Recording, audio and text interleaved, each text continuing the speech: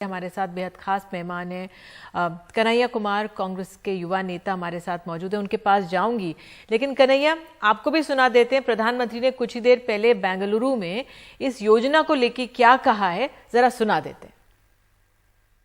कई फैसले, कई रिफॉर्म तात्कालिक रूप से अप्रिय लग सकते हैं, लेकिन समय के साथ उन रिफॉर्म का लाभ आज देश अनुभव करता है। रिफॉर्म का रास्ता ही हमें नए लक्ष्यों, नए संकल्पों की तरफ ले जाता है। तो हमारे साथ कन्हैया कुमार मौजूद है। कन्हैया, आपने सुना प्रधानमंत्री क्या कह रहे हैं। हम देख रहे हैं देश भर में विरोध प्रदर्शन, लेकिन जो प्रधानमंत्री ने कहा कि लगेगा शुरुआत में फैसला गलत है, लेकिन ये रिफॉर्म का समय है, क्या कहेंगे उस पर आप? निधि जी, सबसे पहले आपको हमारा नमस्कार। और मैं ये उम्मीद कर रहा था कि प्रधानमंत्री जी आज देश के युवाओं से ये अपील करेंगे, शांति की अपील करेंगे, ये आश्वासन देंगे कि आप घबराएं नहीं, सरकार आपके लिए अच्छा कर रहा है। लेकिन इस तरह की कोई अपील जिसमें वो नौजवानों से कहें कि आप हिंसा मत कीजिए, सरकारी संपत्ति का या निजी संपत्ति का नुकसान मत कीजिए, ऐसी कोई चीज सुनने को नहीं मिली। दरअसल बात ये है कि पहले ये समस्या खड़ा करते हैं और जब समस्या के ऊपर जनता के द्वारा कोई प्रतिक्रिया आती है तो उस तमाशा को ये बहुत आराम से देखते हैं, वैसे ही जैसे रोम जल रहा था और नीरो बंसी बजा रहा था। देखिए, ये जो विरोध प्रदर्शन हो रहे हैं उसका मूल कारण क्या है, इसको हमको समझना पड़ेगा। मैं वो बात करूंगा, उससे पहले मैं देश के सभी नौजवानों से ये अपील करना चाहता हूँ। दोस्त, भाई मेरे, यह देश हम सबका है। निजी संपत्ति हो या सार्वजनिक संपत्ति हो, यह देश की संपत्ति है और इसकी रक्षा करने के लिए जरूरी नहीं है कि आप सेना में जाएं। एक नागरिक के तौर पे भी इसकी रक्षा करना हमारा दायित्व है, यही देशभक्ति है। इसीलिए आपसे आग्रह है कि आप अपनी मांग को उठाएं, बेशक अपने हक के लिए, न्याय के लिए लड़ें, लेकिन गांधी का देश है, सत्य और अहिंसा के रास्ते पे चलें, सत्याग्रह करें, शांतिपूर्ण तरीके से प्रदर्शन करें। सवाल ये है कि क्यों ये विरोध प्रदर्शन हो रहा है। पहली बात तो ये कि आपको ये समझना पड़ेगा कि हमारा देश आज बेरोजगारी के भयानक संकट से गुजर रहा है। देश में बेरोजगारी आज सबसे ज्यादा। जहां तक सेना का सवाल है, सेना सिर्फ नौकरी का मसला नहीं, सिर्फ रोजगार का मसला नहीं। सेना में भर्ती होना दरअसल इस देश के एक बड़े युवा वर्ग के लिए गर्व की बात है। उनको लगता है कि हम अपने देश की सेवा करते हुए यदि सर्वोच्च बलिदान देंगे तो हमारा जीवन सार्थक होगा। इसके साथ साथ देश की सेवा करने के चलते सरकार जो उनके प्रति अपना दायित्व निभाती है, उससे उनको जीवन में एक आसरा मिलता है, उनको इस बात का भरोसा मिलता है, उसका मनोबल उनका ऊंचा होता है कि हमारी शहादत के बाद भी या सेना में एक बार अगर हमको सेवा करने का अवसर मिल जाए तो हमारी जिंदगी में जो अन्य परेशानियां हैं वो दूर हो सकती है। ये जो पूरा का पूरा संकट खड़ा हुआ है, इसका सबसे बड़ा कारण ये है कि सरकार यह बात नहीं बता रही है कि जो पुरानी नियमित भर्तियां हैं वो होगी कि नहीं होगी। एक सिंपल सवाल का जवाब आप कोई प्रेस कॉन्फ्रेंस सुन लीजिए, किसी मंत्री की भाषा सुन लीजिए, किसी भाजपा के नेता का स्टेटमेंट सुन लीजिए, एक वो सीधा बात बोलने के लिए तैयार नहीं है कि जो बैकलॉग है, अब तीसरा साल है, 2 साल ऑलरेडी हो चुके हैं, वो बैकलॉग कैसे भरे जाएंगे। और नियमित प्रक्रिया के साथ साथ, नियमित भर्ती के साथ साथ ये अग्निपथ योजना चलेगी या नियमित भर्ती को बंद करके ये अग्निपथ योजना चलेगी। उसके चलते ये सारा बखेड़ा जो है वो खड़ा हुआ। अब जो प्रेस कॉन्फ्रेंस में सरकार की तरफ से दलील दी जा रही है, वो कह रहे हैं कि हम आर्मी का एवरेज एज घटाना चाहते हैं। सच्चाई ये है साहब कि वो एवरेज एज नहीं, नंबर घटाना चाहते हैं। और नंबर घटाने के चलते जो मुख्य कारण है, उस मुख्य कारण को ये बोल नहीं रहे हैं और कहते हैं कि एक झूठ को छुपाने के लिए इनको 1000 झूठ बोलना पड़ रहा है। कारण ये है कि आज हमारे देश में जो आर्थिक संकट पैदा हुआ है, ये सरकार के खर्च को कम करना चाहते हैं। ऑलरेडी ये सारे सेक्टर में कर रहे हैं, अब ये आर्मी के साथ, देश की सुरक्षा के साथ और लोगों की जो भावना है उसके साथ खिलवाड़ कर रहे हैं देश के नौजवान। ठीक है कन्हैया, जो आपने ये बात कही कि जो आप सरकार पर आरोप लगा रही कांग्रेस पार्टी। सरकार का यही कहना है। जब हमने कल परसों जिस तरह से उप मुख्यमंत्री हैं बिहार की, उनसे मैंने बात की, हमारे इसी कार्यक्रम में वो थी, उन्होंने कहा कि विपक्ष इस हिंसा को बढ़ावा दे रहा है। ये जो युवाओं को आग में झोंकने का काम विपक्ष कर रहा है, उस पर आप क्या कहेंगी? क्योंकि वो ये नहीं कह रहे युवा खुद कर रहे हैं, सरकार का ये कहना है कि विपक्ष से हवा दे रहा है हिंसा को, जो आगजनी हो रही है, हमारी सरकारी संपत्ति को जो नुकसान पहुंचाया जा रहा है। आप कैसे समझाएंगे इसे? देखिए, सिंपल सी बात है मैडम, इस सच्चाई को स्वीकार करने में बतौर विपक्ष मुझे कोई दिक्कत नहीं। इस देश के लोगों ने माननीय प्रधानमंत्री जी को प्यार दिया, अपना भरोसा दिया, उनको वोट दिया। वो जब जब देश के सामने आए, लोगों ने उनके फैसले को सर आंखों पे बिठाया। वो रात को आए और कहा कि 500 और 1000 का नोट बंद तो बंद। उन्होंने कहा कि नहीं, एक वन नेशन वन टैक्स होगा, जीएसटी होगी, तो शुरू हो गया। उन्होंने कहा कोरोना के दौरान कि जनता कर्फ्यू होगा, तो जनता कर्फ्यू हुआ। लोग बत्ती जलाए, बत्ती बुझाए, थाली बजाए, थाली पीटे, कभी भी जो है सरकार के किसी फैसले के खिलाफ कोई हंगामा वो नहीं करते। ये वही नौजवान है। मैं याद दिलाना चाहता हूँ कि जब वो 200 रुपए किलो नींबू खरीद रहे थे, तो क्या महंगाई के खिलाफ कोई हंगामा किया?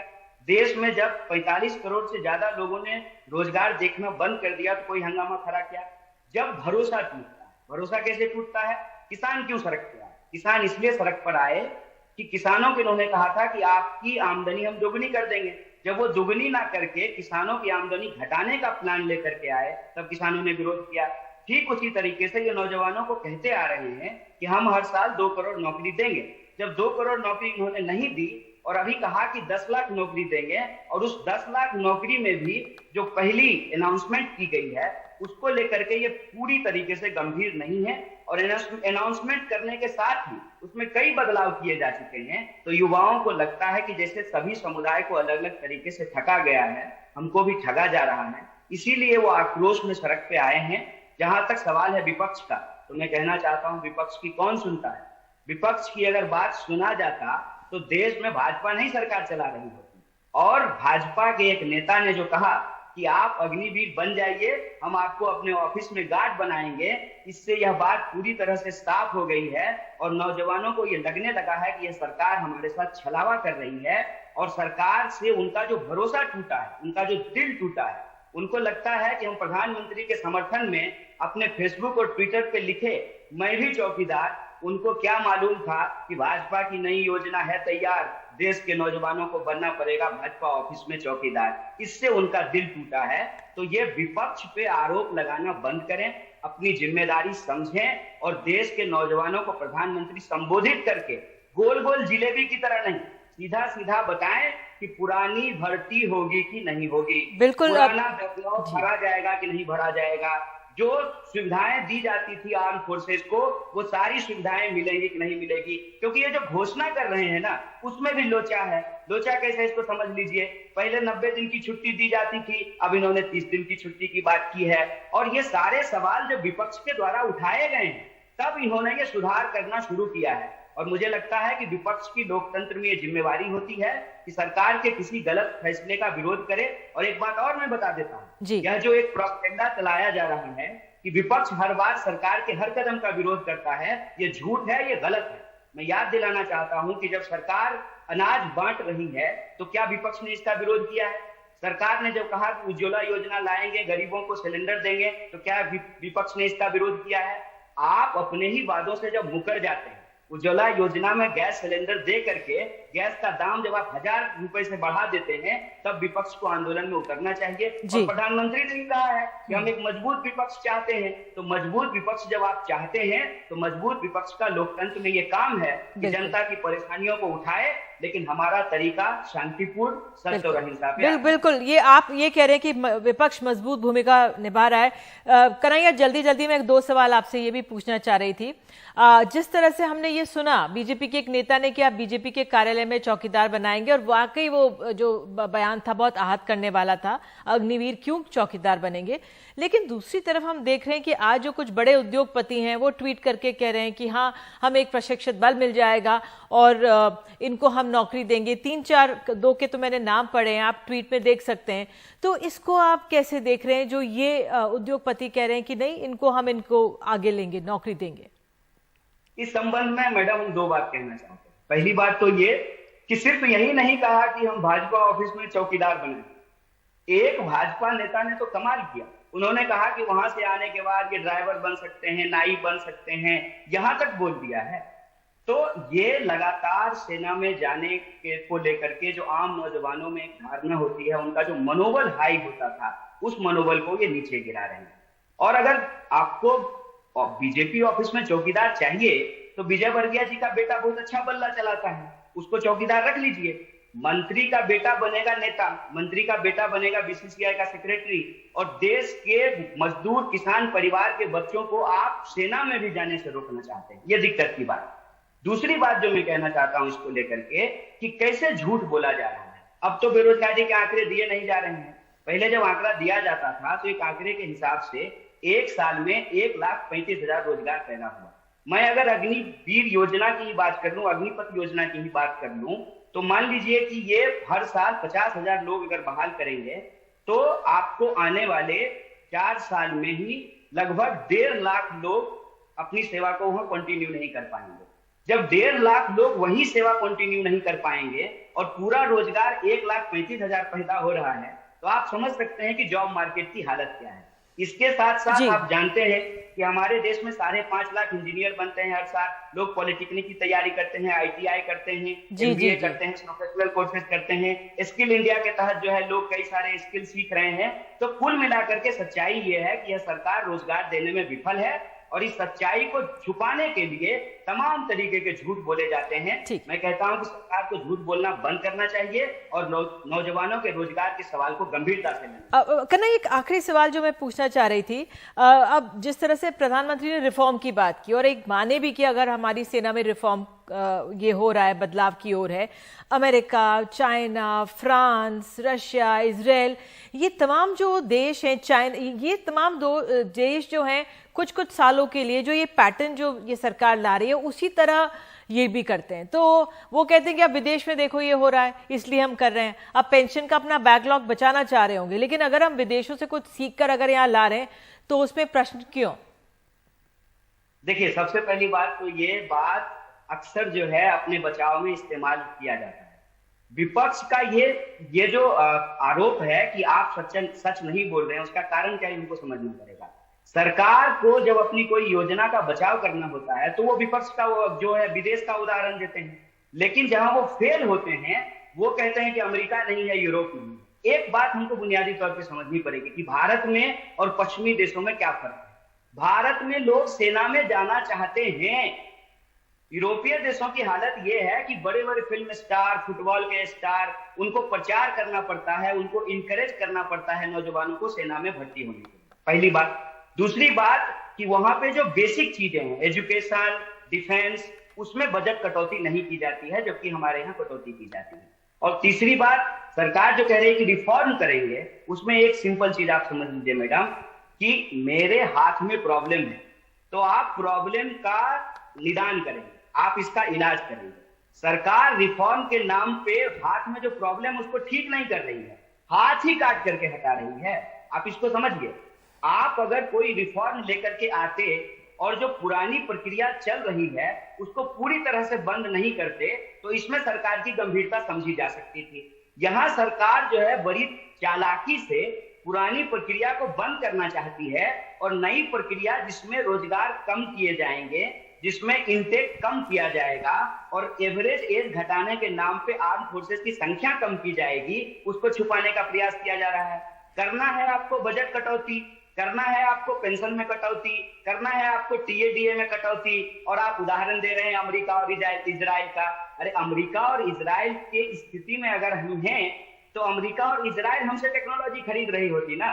टेक्नोलॉजी हम खरीद रहे हैं अमेरिका और इजराइल से। इसका मतलब स्थिति ये है कि हम अपने आर्म फोर्सेस का जो फिजिकल नंबर है वो हमारे लिए गर्व की बात है, वो हमारा स्ट्रेंथ है। हम दूसरे का नकल करेंगे, नकलची बंदर बनेंगे तो उसका नुकसान हमको उठाना पड़ सकता है। और भारत देश में ऐसा संकट नहीं आया है कि भारत के नौजवान आर्म फोर्सेस में जाकर के बलिदान नहीं देना चाहते। अच्छा कन्हैया, आखिरी सवाल मैं आपसे आखिरी सवाल ये पूछना चाहती हूँ, क्या जो अगर विपक्ष मजबूत हो तो अच्छा ही है, लेकिन क्या विपक्ष की एकजुटता में आपको कमी नजर आती है? अभी राष्ट्रपति चुनाव भी होने वाले हैं, कुछ दल मीटिंग में आते हैं, कुछ दल नहीं आते। अभी तक एक नाम भी राष्ट्रपति के लिए पद के लिए कौन हो उस पर कोई नाम नहीं आ सका है। आपको लगता है विपक्ष, अगर आपको सरकार को चुनौती भी देनी है विपक्ष को, तो जो सरकार को चुनौती देनी है तो विपक्ष को मजबूत होना पड़ेगा, एकजुट होना पड़ेगा? देखिए, मेरा मानना है कि ये समय है कि हम मिनिमम अंडरस्टैंडिंग पे मैक्सिमम यूनिटी को फॉर्म करने की कोशिश करें। दिस इज नीड ऑफ आवर। एक बात। दूसरी बात यह है कि आप जानते हैं कि पॉलिटिक्स में अलग अलग पार्टियां हैं, और आज जिस तरीके से राजनीति में डराने का एक खेल चल रहा है, ईडी, सीबीआई, तो बहुत सारे जो नेता हैं, बहुत सारे जो राजनीतिक दल हैं, उनकी अपनी सीमाएं हैं। लेकिन जहां तक हमारी पार्टी का सिर्फ सवाल है, ये ईडी ले आए, सीबीआई ले आए, ये कुछ भी कर लें, देश हित में, संविधान की रक्षा के लिए, सबके रोजी रोटी कपड़ा मकान के लिए हम प्रतिबद्ध हैं, हम लड़ेंगे। और हम चाहेंगे कि बाकी दल भी हमारे साथ जुड़ें और लड़ें। और कांग्रेस पार्टी का जहां तक सवाल है, आप जानते हैं कि जो मीटिंग बुलाई गई उसमें कांग्रेस पार्टी शामिल हुई और कहा कि आप लोग अगर आपस में तय करेंगे तो हम लोग उसके साथ रहेंगे। मसला, मैं विपक्ष की जो मजबूती की बात कर रहा था वो इस कॉन्टेक्स्ट में कर रहा था कि प्रधानमंत्री ने ऐसा स्टेटमेंट किया कि हमको मजबूत विपक्ष चाहिए और लोकतंत्र में मजबूत विपक्ष होना चाहिए। और विपक्ष जब अपनी भूमिका निभाता है तो ये अपने खरीदे हुए टीवी मीडिया से कहते हैं कि विपक्ष देश को भड़का रहा है। तो दरअसल ये एक तरफ विपक्ष को कमजोर करते हैं, विपक्ष को बदनाम करते हैं, विपक्ष को डराते हैं ईडी और सीबीआई से, और दूसरी तरफ मंच पे आकर के लोकतांत्रिक होने का नाटक करते हैं। हरिशंकर प्रसाद जी का वो आपने कहानी पढ़ा होगा, एक व्यंग पढ़ा होगा, भेड़ और भेड़िया। हमको भेड़ की शक्ल में भेड़िया को पहचानना पड़ेगा, वरना ये लोकतंत्र को तमाशा बनेगा। कन्हैया, आप हमारे साथ जुड़े इसके लिए बहुत बहुत धन्यवाद, और उम्मीद यही करते हैं जो विपक्ष है एकजुट हो, अगर मजबूत बनना है एकजुट होना है। और बहुत बहुत धन्यवाद जुड़ने के लिए। तो ये थे कन्हैया कुमार।